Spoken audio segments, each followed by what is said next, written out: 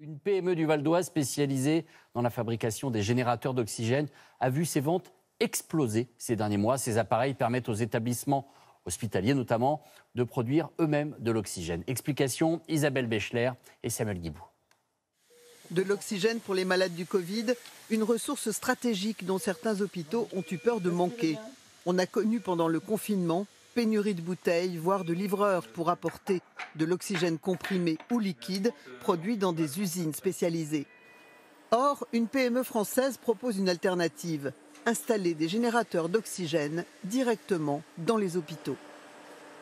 On va prendre l'air ambiant de l'hôpital et dans ces colonnes, on va opérer une séparation des molécules pour, in fine, produire l'oxygène médical en flux continu et au fur et à mesure des besoins de l'hôpital. La concentration de l'oxygène se fait sur place. L'air est débarrassé de ses impuretés, l'azote est évacué. Il ne reste que de l'oxygène médical dans la colonne de droite. Depuis le début de la pandémie, cette PME a dû mettre les bouchées doubles. Surtout au niveau de la production et de la logistique, on a doublé les effectifs, voire même triplé entre avril et mai, où c'était pour nous vraiment le pic d'activité.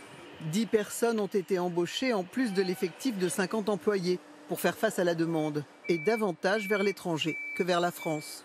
Ces générateurs vont au Paraguay, vont en Chine, à Lima au Pérou. On exporte entre 70 et 80% de notre production. Donc malheureusement en France, on constate qu'il y a des habitudes qui sont très ancrées et un frein au changement.